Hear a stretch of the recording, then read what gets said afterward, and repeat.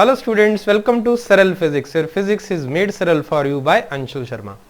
देखो, बोर्ड्स आ रहे हैं and very soon their dates will be announced. And अभी हमारे जो एजुकेशन मिनिस्टर हैं उन्होंने अभी अभी जैसे लाइव कॉन्फ्रेंस की थी एंड लाइव सभी के साथ उन्होंने बातचीत की थी। ही टोल्ड दैट कि जनवरी और फरवरी में नहीं होंगे, बट इसका मतलब ये नहीं है कि मार्च में भी नहीं होंगे।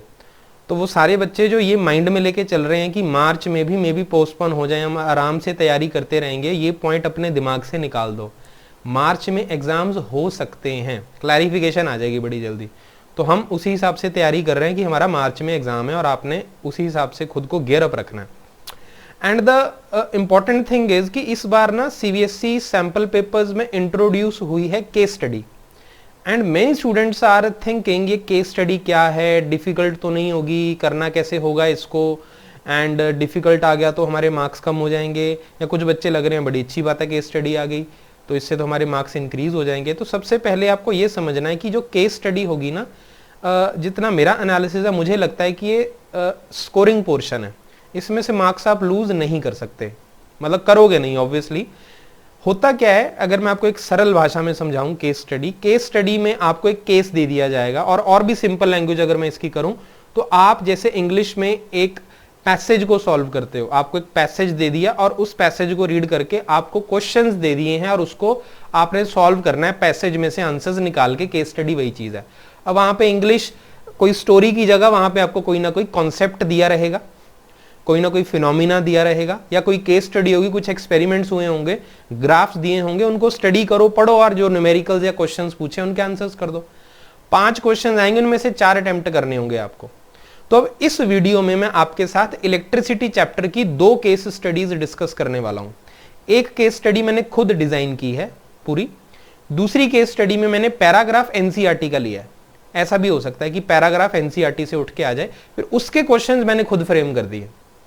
बात आ रही है समझ में? 2 टाइप की केस स्टडीज आपको करवाऊंगा, एक एनसीईआरटी का पैराग्राफ और जो पहली वाली वो मैंने खुद बनाई है, पूरा सोच समझ के न्यूमेरिकल्स वगैरह उसमें फिट करके बनाई है। तो उसको करके देखो। और करने का तरीका क्या होगा, जब आपकी स्क्रीन पे केस स्टडी आएगी आपको वीडियो को पॉज कर देना है। क्या कर देना? पॉज कर देना है। पॉज करके आप उसको रीड करो। अच्छे से रीड करने के बाद उसके बाद आपको क्वेश्चंस को अटेम्प्ट करना है। क्वेश्चन अटेम्प्ट करोगे जब, उसके बाद आपको सॉल्यूशन देखना है। जैसे मैं अभी जब इसको एक्सप्लेन करना स्टार्ट करूंगा केस स्टडी को, तो केस स्टडी आपकी स्क्रीन पे आ गई, आपने पॉज कर दिया, उसको पढ़ लिया, फिर उसके बाद आपने वीडियो को चला लिया, फिर अगली स्लाइड में क्वेश्चन आ जाएगा पहला, साथ में केस स्टडी वहीं पे रहेगी, तो उसको देखो, पॉज कर दो, फिर से फिर सॉल्व करो, फिर मेरा सॉल्यूशन देखो। ऐसे करते करते करते आप दोनों केस स्टडीज को यहाँ पे चेक करोगे और आपको पूरी फील आ जाएगी कि how this case study will work और कैसे ये एग्जाम में आ सकती है और कैसे क्वेश्चन आ सकते हैं। और क्वेश्चंस मैंने बहुत सिंपल नहीं बनाए हैं, सोचने वाले बनाए हैं, पर I hope and I believe that कि जो सीबीएसई में आएंगी केस स्टडीज उसमें से आपके जो आंसर्स होंगे वो डायरेक्टली पैराग्राफ में से आपको सीधी सीधी लाइन मिल जाएगी, पर मैं उससे ज्यादा लेवल के लिए आपको प्रिपेयर करवा रहा हूँ। क्लियर है? So I think we can start with these case studies now and चलो देखते हैं। उससे पहले मैं आपको ये बता दूं कि साइंस में नेचुरल फिनोमिना जो है उसमें आपका जो लाइट चैप्टर आता है उसमें जो आपका सिलेबस आपने करना है वो ये वाला है, ये रिड्यूस्ड सिलेबस है, मतलब इतना करना है आपको। ह्यूमन आई वगैरह हट गया इसमें से। एंड इफेक्ट्स ऑफ करंट में एक चैप्टर आता है आपका इलेक्ट्रिसिटी, और ये इलेक्ट्रिसिटी चैप्टर है आपका, और ये 100% पूरा आना है, इसमें से कोई भी रिडक्शन नहीं है, तो ये बहुत इंपॉर्टेंट चैप्टर बन जाता है। ठीक है? और जो magnetic effect of electric current है उसमें से कुछ ना कुछ आपका रिडक्शन हुआ है, जैसे कि जनरेटर हटा दिया गया है, एसी डीसी डोमेस्टिक सर्किट से सारा इसमें से हटा देगा। तो this is the updated syllabus जिसके अकॉर्डिंग आपको प्रिपरेशन करनी है। क्लियर है? चलो जी, this is the case study 1। Pause the video then read. चलो मैं भी इसको रीड कर रहा हूं। यहां पे लिखा है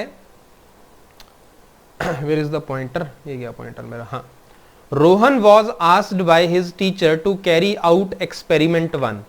रोहन ने एक्सपेरिमेंट 1 किया है। He took 2 conductors of length L and 2L respectively. उन्होंने, रोहन ने क्या किया, 2 कंडक्टर्स लिए, एक की लेंथ L थी, एक की 2L थी। क्रॉस सेक्शन एरिया जो है फर्स्ट कंडक्टर का वो A था, मतलब जिसकी लेंथ A उसका क्रॉस सेक्शन एरिया A, और जिसकी लेंथ 2L थी सेकेंड कंडक्टर, उसका क्रॉस सेक्शन अननोन था, नहीं पता था। Both the conductors were of same material. ठीक है जी। एंड हैड सेम रेजिस्टेंस, ठीक है जी, रेजिस्टेंस भी सेम है, मटेरियल भी सेम है। Now after applying basic laws he finds out area of cross section of the second conductor. तो जो भी उसको इलेक्ट्रिसिटी की नॉलेज थी रोहन को, उसके बेस पर उसने सेकंड कंडक्टर का क्रॉस सेक्शनल एरिया निकाल दिया, ठीक है जी। कितना निकाला पता नहीं। रोहन्स फ्रेंड अर्पित, रोहन का एक दोस्त है अर्पित, उसने एक एक्सपेरिमेंट किया 2, तो अर्पित का है एक्सपेरिमेंट नंबर 2, और उसने उस एक्सपेरिमेंट के बेस पे ये ग्राफ प्लॉट किया। देख लो ग्राफ ढंग से, VI ग्राफ है, voltage ampere, R1 R2 R3, ये 3 आपकी यहाँ पे वैल्यूज हैं, and R1 R2 R3 obviously आपको यहाँ पे रेजिस्टेंस के बारे में ही नॉलेज दे रहा है।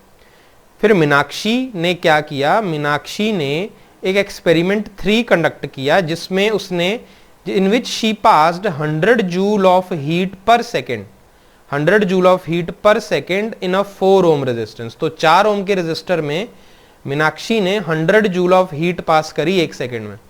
ऑल्सो इन एक्सपेरिमेंट 4, एक्सपेरिमेंट 4 भी मीनाक्षी नहीं किया, she melted a piece of wire, a wire of resistance R, और उसको रिकास्ट किया मीनाक्षी ने हाफ ऑफ इट्स लेंथ में। एक वायर जिसका रेजिस्टेंस R था उसको पिघला के उसकी लेंथ को हाफ कर दिया, मतलब वॉल्यूम सेम रहा। तो this is your now what, this is your case study. इसको पढ़ लिया ढंग से। चलो क्वेश्चन देखते हैं। पहला क्वेश्चन, इन एक्सपेरिमेंट 4 क्या पूछ रहा है वो, एक्सपेरिमेंट 4 में न्यू रेजिस्टेंस कितना होगा वायर का। पहले एक्सपेरिमेंट 4 ढूंढते हैं, कहां पे, हाँ ये है एक्सपेरिमेंट 4। एक्चुअली मीनाक्षी ने किया था, और मीनाक्षी ने उसमें क्या किया, उसने एक वायर है, रेजिस्टेंस R है जिसका, उसको मेल्ट कर दिया और उसको रिकास्ट कर दिया हाफ ऑफ इट्स लेंथ में। आपको पता है रिकास्ट सिंपल मतलब होता है पिघला के नई शेप देना। इस प्रोसेस में आपका जो वॉल्यूम है वो सेम रहता है, ठीक है जी। तो वॉल्यूम जो किसी भी वायर का होता है या कोई भी नॉर्मल वॉल्यूम होता है, that is area into length, ठीक है जी। तो बिफोर रिकास्टिंग या मेल्टिंग A1 L1 होगा वॉल्यूम, और रिकास्ट करने के बाद मान लो वॉल्यूम बन गया A2 L2, पर दोनों वॉल्यूम्स इक्वल होने वाले हैं। तो A1 L1 ये initial area of cross section and initial length of the wire है, ये final area of cross section है। नई लेंथ कितनी हो गई रिकास्टिंग के बाद, half of its original length, मतलब L1/2 हो गया। L1 से L1 कैंसिल हो गया, इसका मतलब जो A2 है आपका, that has become twice of A1। तो कहने का मतलब है जब भी आप एक वायर को मेल्ट करके उसकी लेंथ को हाफ कर दोगे तो उसका एरिया डबल हो जाएगा। चलो जी नया रेजिस्टेंस निकाल लेते हैं। R2 is the new resistance, that will be rho L2 upon A2 and it is further equal to rho, it will be L2 क्या है मेरा, L1/2, that is L1/2 whole divided by twice of A1। So this becomes 1/4 rho L1 upon A1। और ये रो L1 upon A1 क्या चीज है, ये मेरा पुराने वाला रेजिस्टेंस है मेल्ट करने से पहले वाला, जिसको क्वेश्चन के हिसाब से R बोला जा रहा है। तो मेरा जो नया रेजिस्टेंस R2 बना, दैट इज 1/4 R1, या मैं इसको लिख सकता हूं R2 इज योर R/4। तो option A is the right answer to this question. I hope आपको समझ में आया इस क्वेश्चन को कैसे करना है, ठीक है जी। सब कुछ पैराग्राफ में है, उसी के बेस पे क्वेश्चन बनाए गए हैं और उसको आपको करना है। चलो जी पॉज कर लो, वीडियो को सॉल्व करो। चलो देखते हैं। Potential difference across resistor in experiment carried out by Meenakshi. Meenakshi ने 2 एक्सपेरिमेंट किए थे ना। एक्सपेरिमेंट 3 में मीनाक्षी ने क्या किया था, 100 joule of heat per second पास करी थी उन्होंने 4 ओम रेजिस्टेंस से।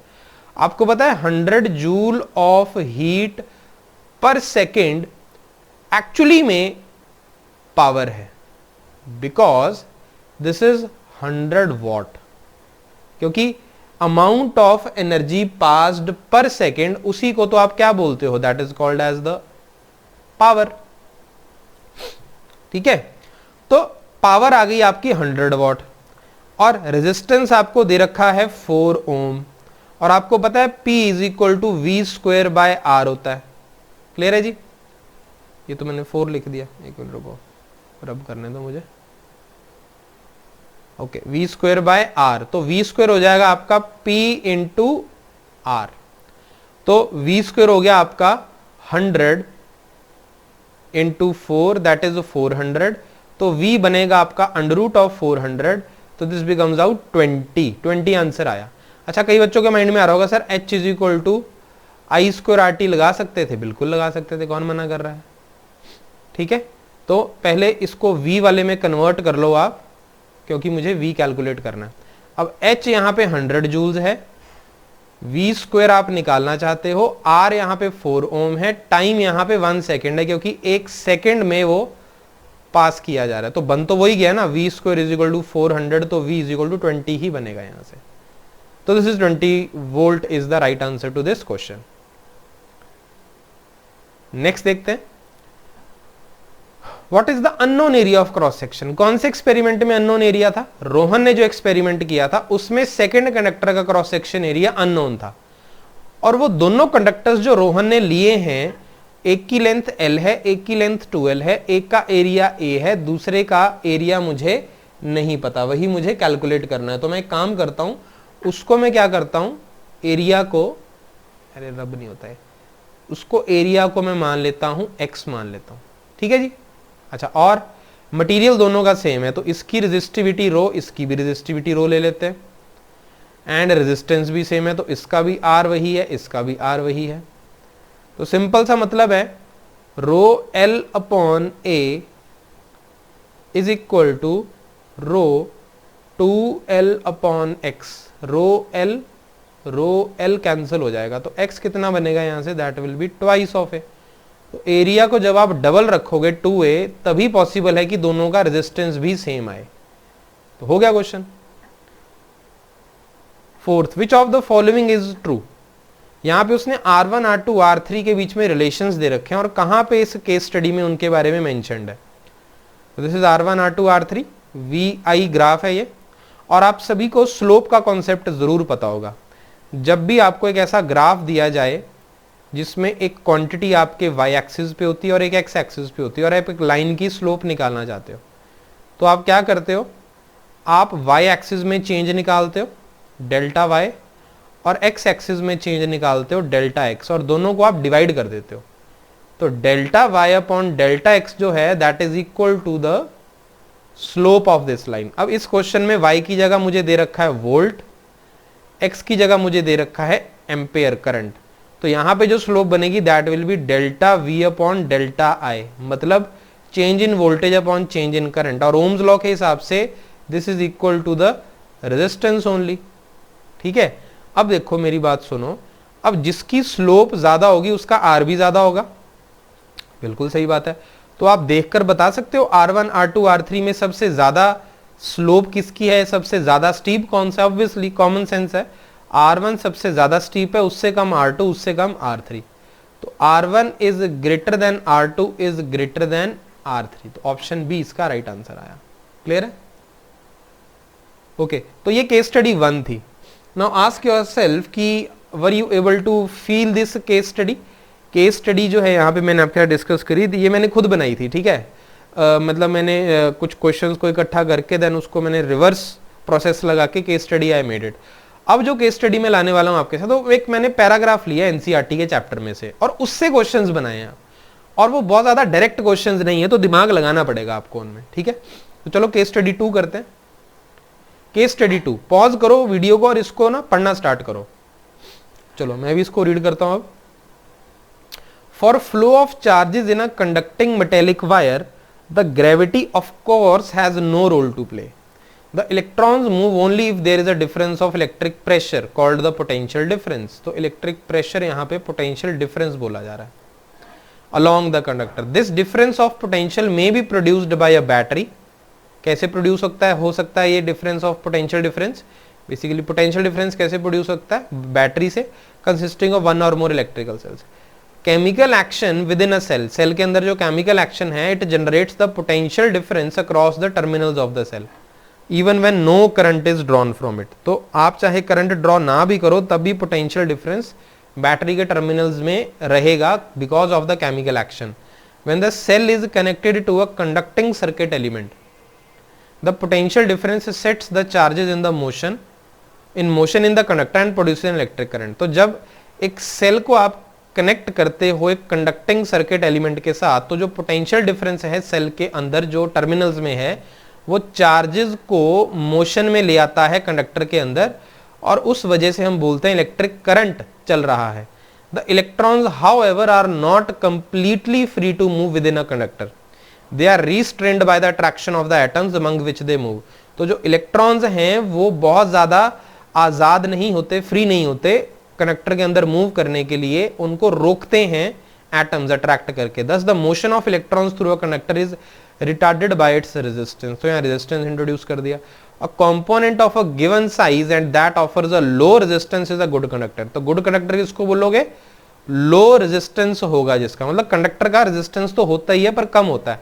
अ conductor having some appreciable resistance is called as resistor. तो एक कंडक्टर जिसके पास सम अमाउंट, अच्छा अमाउंट ऑफ रेजिस्टेंस है उसको एक कंडक्टर जिसके पास अच्छा अमाउंट ऑफ रेजिस्टेंस है उसको रेजिस्टर बोलेंगे। तो a component of identical size that offers a higher resistance उसको पुअर कंडक्टर बोलेंगे। An insulator of the same size offers even a higher resistance. तो इंसुलेटर तो ऐसी चीज को आपने बोला जिसका तो मतलब अल्टीमेट लेवल का ही रेजिस्टेंस है। तो आई होप आपने ये केस स्टडीज को पढ़ लिया है। अब इसके बेस पे हम क्वेश्चंस करना स्टार्ट करते हैं। पहला क्वेश्चन है, पॉज करो, वीडियो को सॉल्व करो।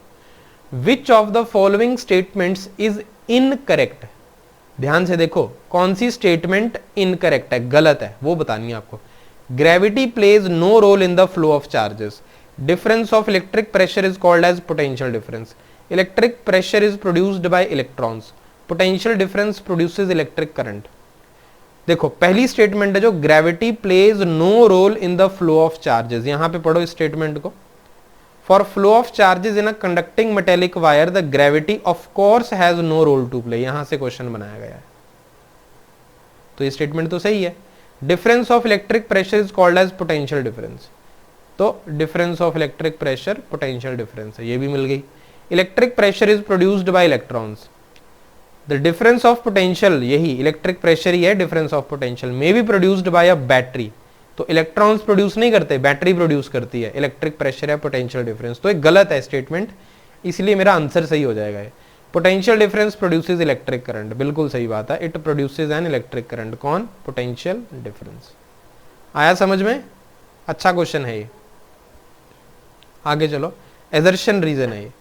assertion है if no current is drawn from the cell there is no potential difference in the cell.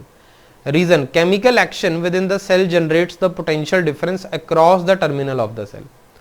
आपको ना पहले assertion reason क्वेश्चंस में हमेशा क्या करना है, पहले assertion को इंडिविजुअली चेक करना है, रीजन को भी इंडिविजुअली चेक करना है आपको।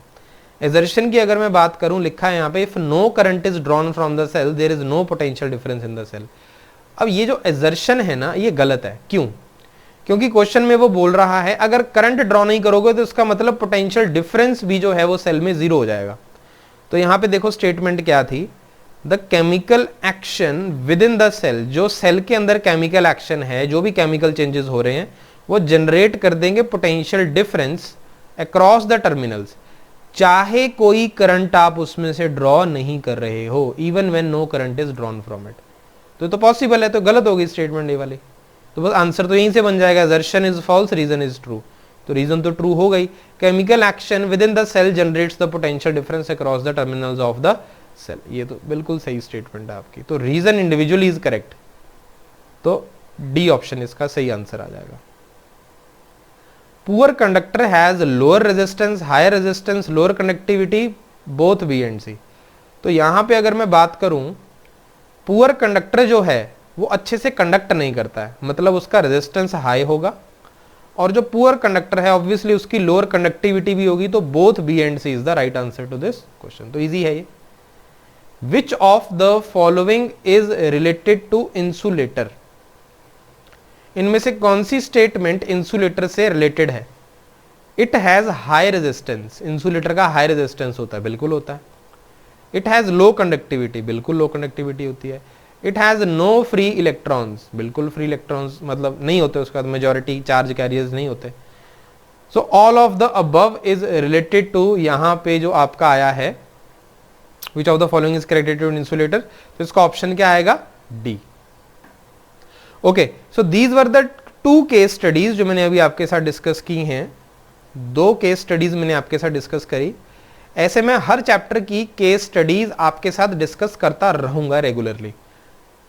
तो मैं एनसीईआरटी वर्जन भी करवाऊंगा आपको, और मैं जो खुद बनाऊंगा वो भी आपके साथ डिस्कस करूंगा। तो जैसे ये पैराग्राफ आपको एनसीईआरटी के चैप्टर में मिल जाएगा, तो वहां से ऐसे क्वेश्चन, इससे भी डिफिकल्ट भी बनाए जा सकते क्वेश्चन, और डायरेक्ट में एक लाइन उठा के भी क्वेश्चन यहाँ पे बना सकता था। जैसे मैं अगर आपको क्वेश्चन दे सकता था, difference of electric potential is called as ABCD, तो बहुत ईजी हो गया वो तो। पर यहाँ इन क्वेश्चंस में थोड़ा दिमाग लगाना पड़ा, इसलिए क्वेश्चंस अच्छे बोले जाते हैं एंड अच्छे बनाए हमने क्वेश्चंस। ठीक है जी। तो आई होप आपको इसमें अब काफी कुछ सीखने को मिला 2 केस स्टडीज में।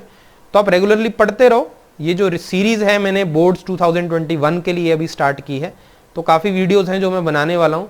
स्पेशली मैं केस स्टडीज की बनाता रहूंगा, क्योंकि ये ज्यादा मिलेंगे नहीं आपको बुक्स में। तो ठीक है, फिर आप पढ़ते रहें रेगुलरली। कोई डाउट है, कोई आपकी रिक्वायरमेंट है, just tell me in the comment section. And yes, on Unacademy I am also teaching, and Unacademy पे you just follow my profile through the link given in the description clearly. तो उसको कर लो आप follow, वहाँ पे भी आप मेरे से पढ़ सकते हो। वहाँ पे नीट जेई फाउंडेशन का कोर्स मैं चला रहा हूँ। अगर आप नीट जेई फाउंडेशन करना चाहते हैं, जस्ट आप वहाँ पे आएँ, सब्सक्राइब कर लो, मेरे चैनल को भी कर लो, लाइक करो, वीडियो को शेयर करो, एंड अनअकैडमी पे भी मेरी प्रोफाइल फॉलो करके you can study on Unacademy also from me. ठीक है जी। तो चलो ठीक है, see you in the next video. Till then keep revising. Thank you.